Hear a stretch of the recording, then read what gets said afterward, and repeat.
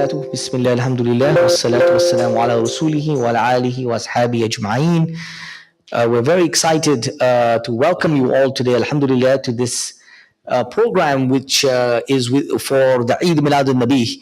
And we have invited guest here who has come all the way from Texas. Professor Ishfaq is a professor of computer science and engineering at the University of Texas in Arlington.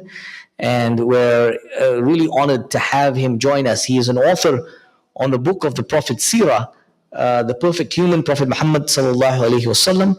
And he will start off our program today with a short talk on the Seerah of the Prophet, alhamdulillah. Just so that you know, he's, alhamdulillah, inshallah, going to be here on Sunday as well and give us a talk on computer science, computer learning, AI, and the Quran during Sunday school time. So if any of you are available and don't have kids in school, then please do come. We're going to have a AM and a PM program that will be available, 11:45 and 1:45 for all of you, inshallah.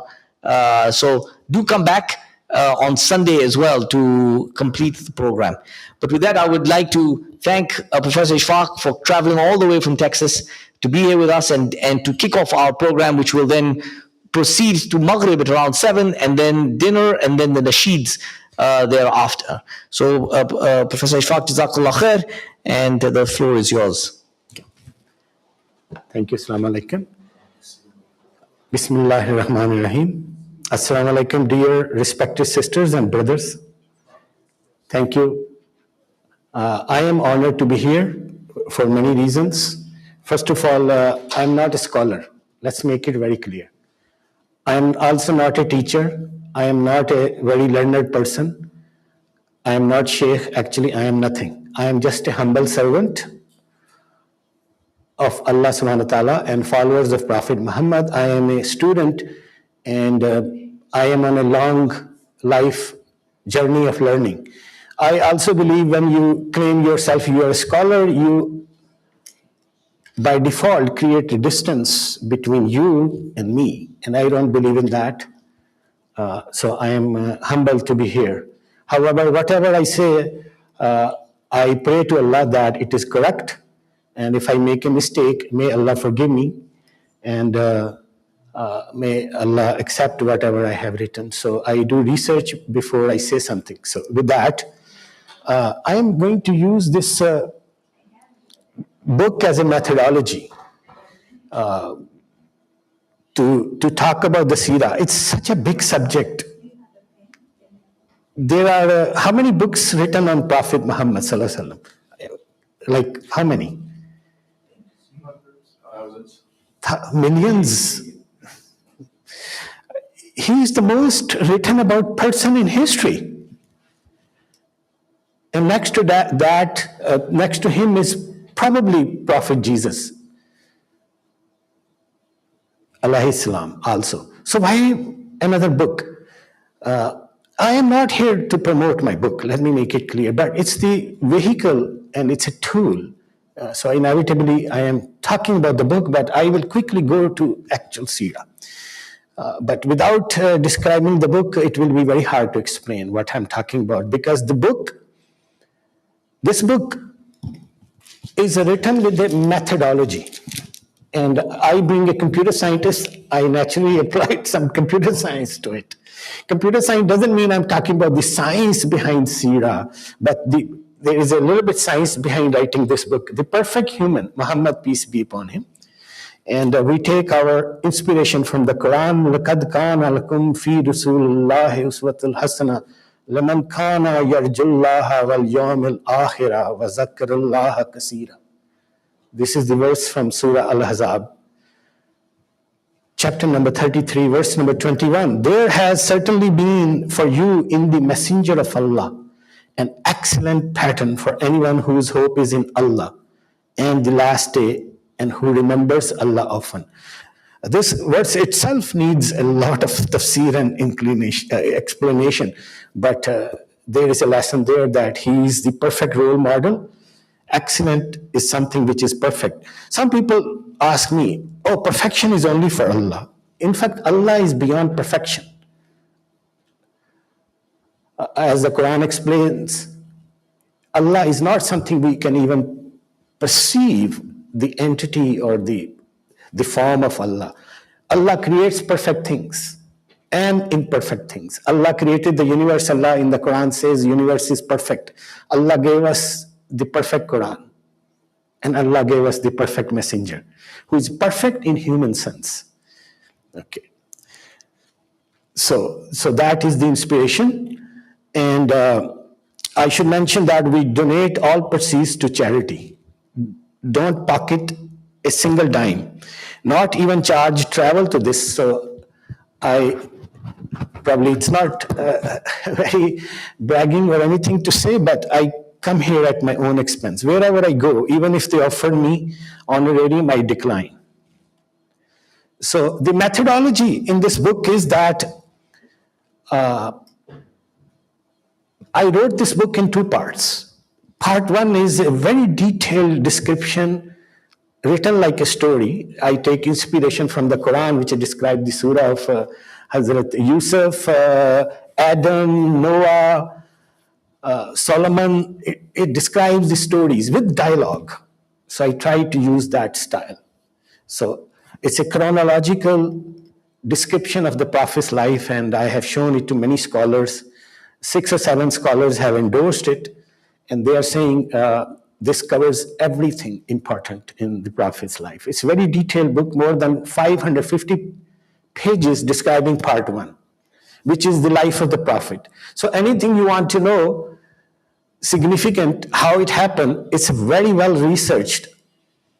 A lot of research went behind it, consulting all Seerah books, the Quran, verifying with hadith and verses of the Quran, so it's very detailed. But there is a part 2, which is unique work. When I started writing this book, I vowed to myself and I prayed to Allah give me the courage and the wisdom and knowledge so that I can make this book the best I can.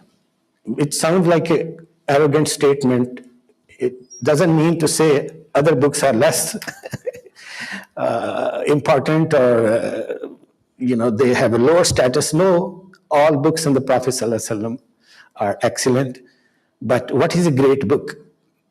Well, first of all, it's not me who will claim this to be a great book, it's the reader. So I have the responsibility to the reader, and anybody who makes a purchase of this book or hears about it has the right to criticize me. So please do that.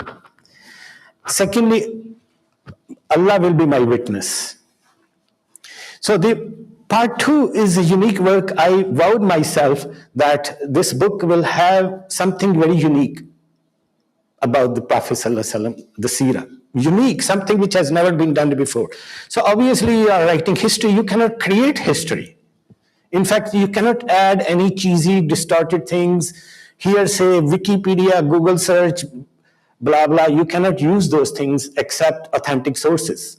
So first talk about the sources. So typically books have hundreds of sources and they are just listed at the end. Oh, I use these sources. I use only 38 sources and I categorize them into different categories, A, B, C, D, E, F, in the order of importance. A being the Quran and its tafsirs, B being other holy scriptures, and C being early biographies, D being later biographies, E being additional books, and F being books of relevance but not importance.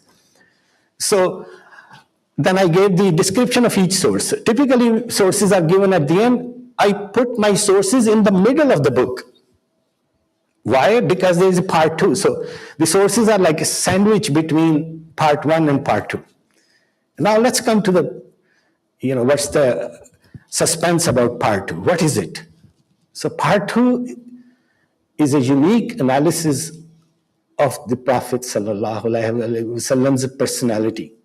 I wrote down 100 human attributes of the Prophet ﷺ. Each attribute I chose a unique English word and I wrote them alphabetically. Each article I did research and I described half page or full page article why the Prophet ﷺ had this quality. And then I provided 3 extra English words as synonyms to describe the full context of the meaning. For example, honest, truthful are 2 different qualities. Truthful is somebody who speaks truth.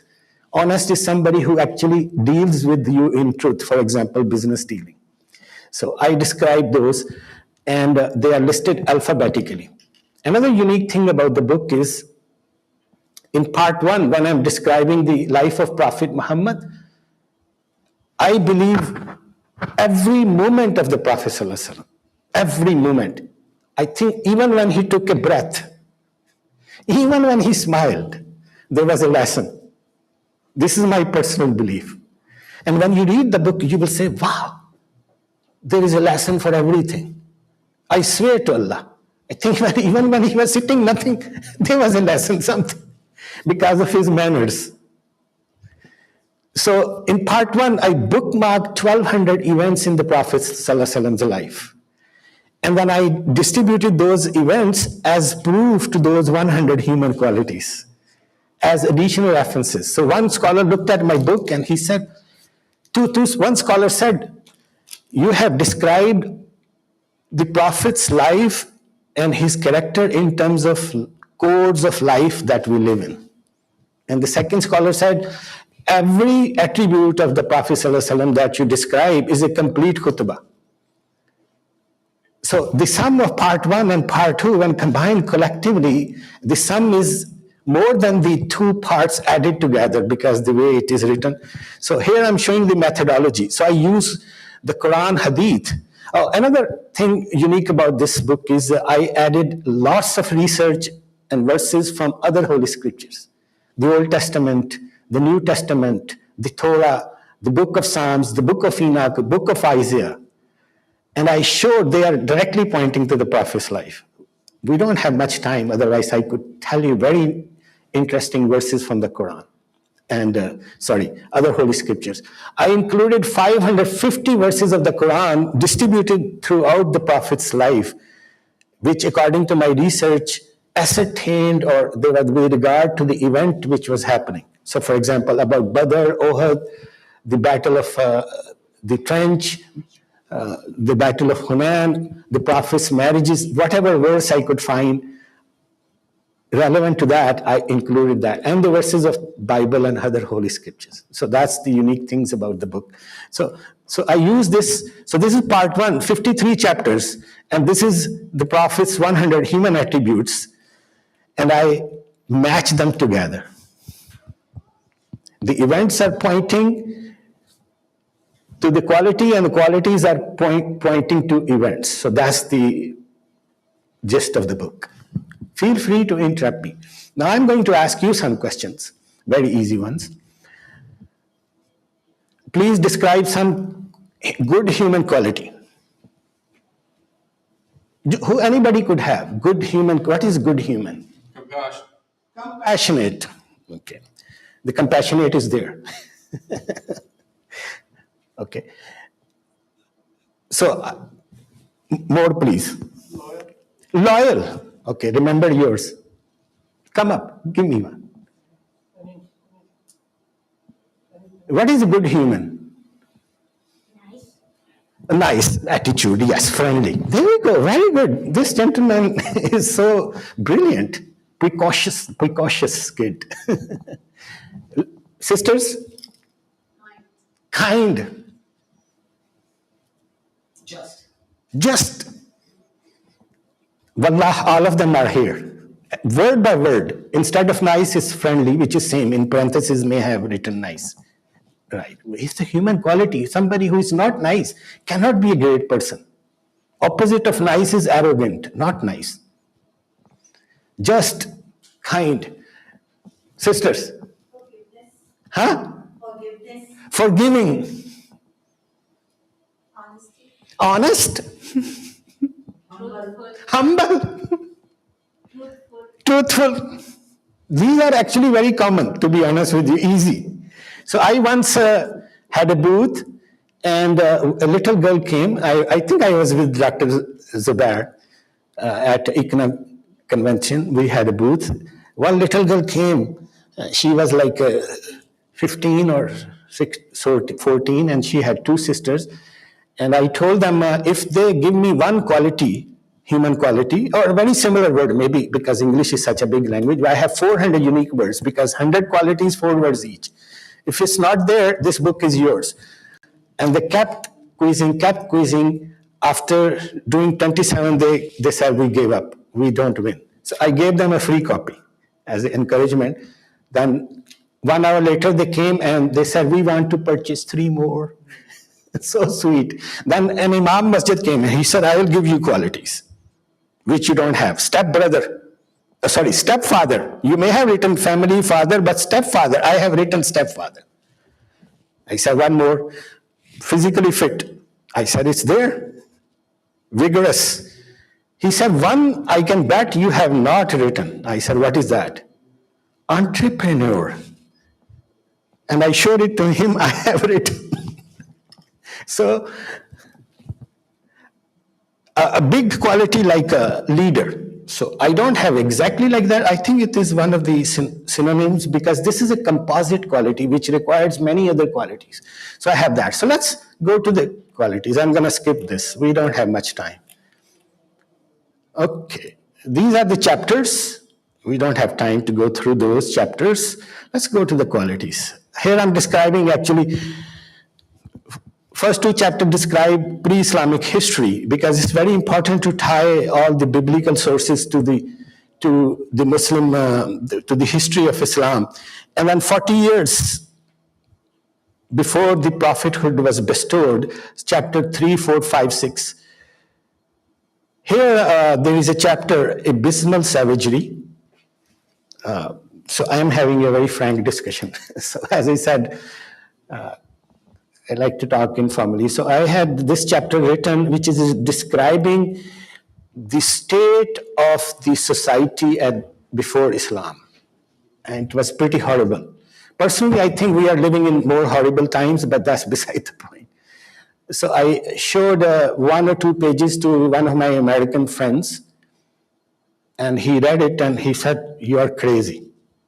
I said, why? He said, this is horrible. I said, yeah, I am describing the horrible situation. And he said, you want to go to Oprah Winfrey show or this is very moving. It's even very hard to read because I was describing how people of that time was burying their infant daughters alive. And I didn't create this scene myself. I took it from Islamic history books. So next 13 years, this next life is a phase of the Prophet ﷺ life in Mecca. Very difficult.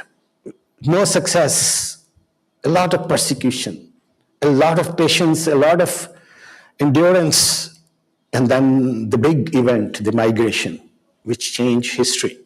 And the next 6 years in Medina was the battle for survival. And then comes the success. It's the last 4 years of the Prophet's life which saw exponential success, especially during the last 2 years in terms of conversions. So, and then the last chapter is making a choice, which was the most difficult chapter for me to write. And when I was writing the book, people said, your first chapter should be the most compelling, which totally allures the reader. So my book is the opposite. First 2-3 chapters are actually kind of hard to read because they are dry, they are describing a lot of background information, preparing the reader with the notation, terminology. My most difficult chapter that I had find difficulty because I would start writing and I would start crying, which is the Prophet's departure from this world. So, okay, let's go to the attributes. Last rows, can you read it? Kindly, you can move forward. But do we have time? Yes, I do. Okay, so I will read them out. Abstinent. Abstinent is somebody who stays away from overspending or overindulgence. Action-oriented. Action-oriented is a person whose words and actions, they actually match. Because today's leaders are not action-oriented. They say things, but their words and actions are in totally opposite direction. Agile, active. The Prophet ﷺ had this quality. Did you know he was very quick? First of all, he walked fast. Other people had difficulty in keeping up to him. When he spoke, he was calm and collected and articulated his words. But when he walked fast. First of all, he was very fit. Secondly, he didn't waste time without saying, and he didn't look in a hurry, but other people had difficulty. The Prophet ﷺ also liked to run. And he ran with his wife, Aisha Raziyallahu Ta'ala anhu. So several events are mentioned. Animal rights activist, assured, assuager, authentic, benevolent, brave, brother, calm, charismatic commander. Remember the words that you said. Charismatic commander, communicator, companion, confident, consistent, contented, cooperative, courageous, courteous, debater. Somewhere is a nice insight somewhere. Decipher, decision maker, delegator, diplomat, disciplined, empathetic, environmentalist, egalitarian, exemplifier, facilitator, family man, flexible, focused, forgiving, friendly. That's nice. Although the exact word is not there, but it means the same thing, nice. I think there is one more similar. Forgiving, flexible, focused, forgiving. Flexible is very important. Even though he was inflexible on the faith, he was very flexible. He didn't change his opinion very frequently. No, but when somebody reasoned with him at the battle for strategies, he listened to them. He listened to his wife very carefully. I will mention one or two events in which he listened to their opinion flexibly. Friendly, generous, genius, gentle. So that is also nice. Griever, handsome, handyman. So this is for ladies. Ladies, sisters, you can tell your husbands, the Prophet ﷺ cleaned his own house, washed his own clothes, repaired his own shoes, and milked his own goat. So husband should do this work, do the cooking, please. It's not women's job, according to the Sunnah. Not only women's job. Griever, guide, handsome, handyman, honest, humble, humorous. The Prophet ﷺ had tremendous sense of humor. And his humor was also built in truth. And he didn't insult anyone out of humor or didn't undermine. There are 7, 8 events of his humor mentioned in there.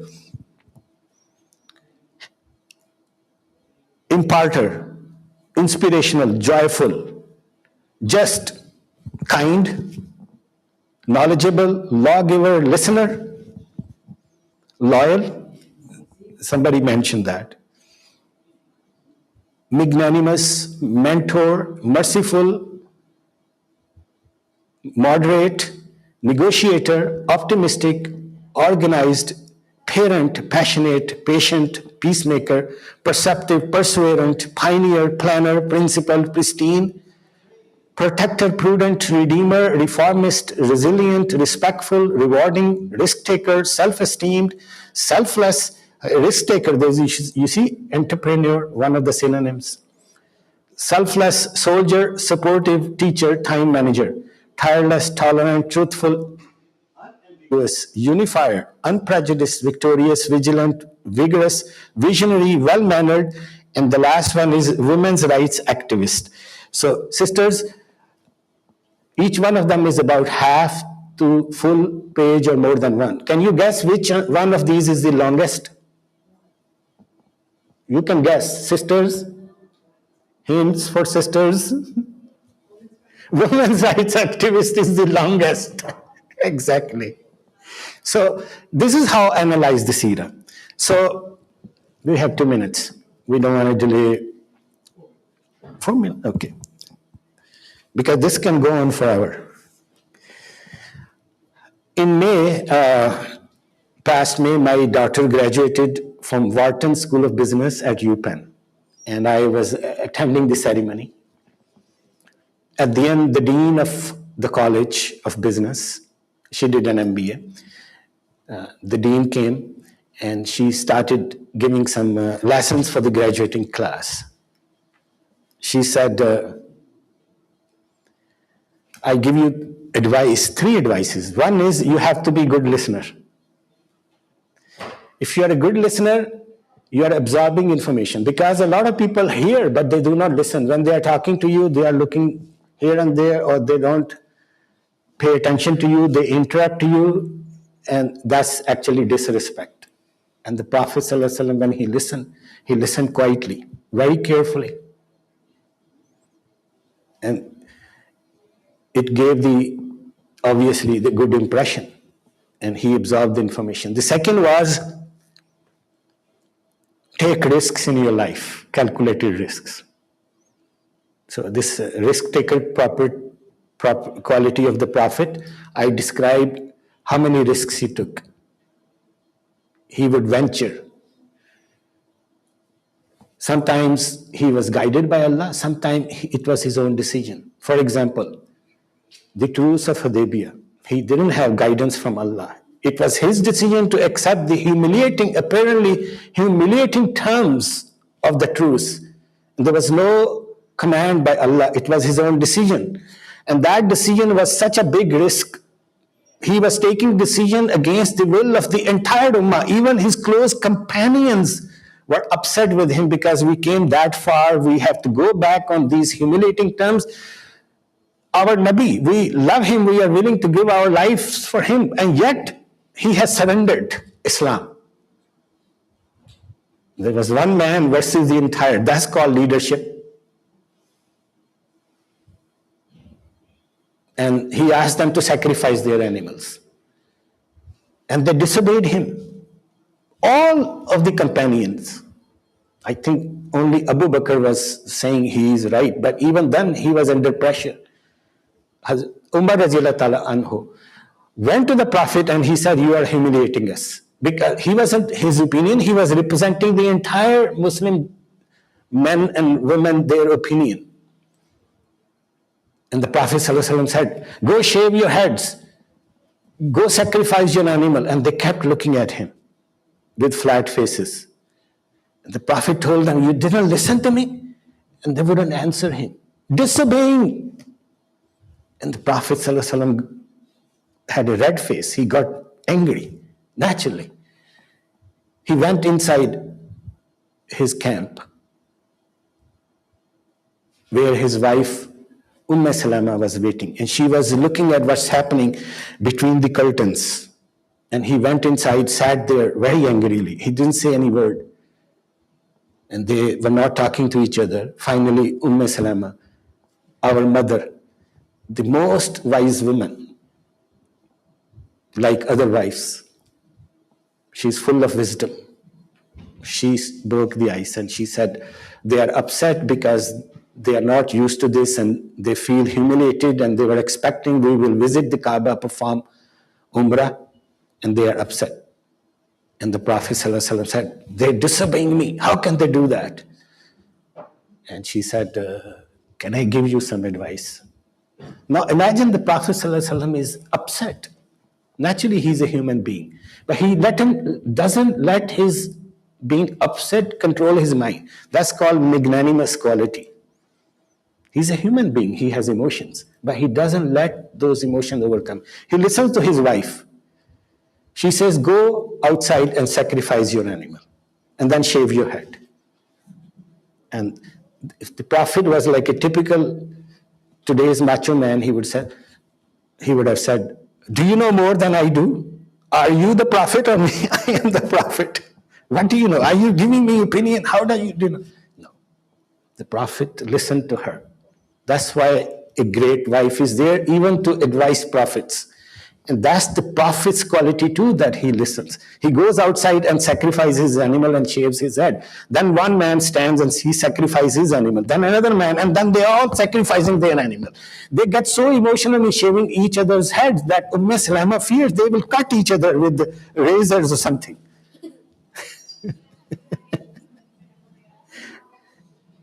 And then they all settled. The Prophet ﷺ said, we'll stay here for a few days. Let's have a party first. They barbecued. They make bread. They bake bread and barbecue camel meat, and then enjoy. After that, there is a rain. Yet there is no verse or revelation from Allah about this. And everybody is still quiet. Even the Prophet is quiet. Then they start their journey back to Mecca a few days later.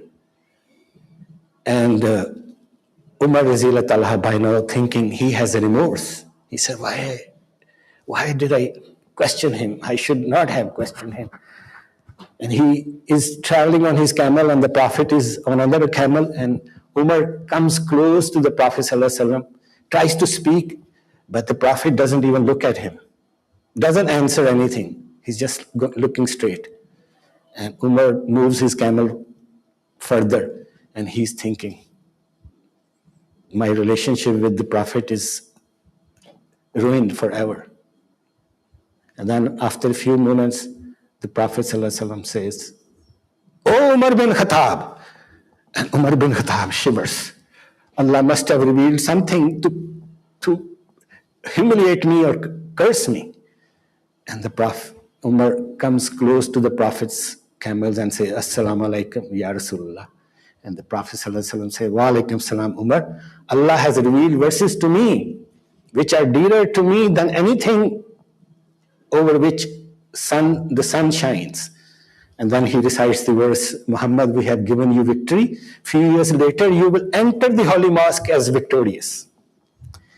I think that concludes this lecture. And Jazakallah khair. Assalamu alaikum. Thank you very much. Anybody have any questions quickly? I think it's time for Maghrib anyway. So, inshallah, pray.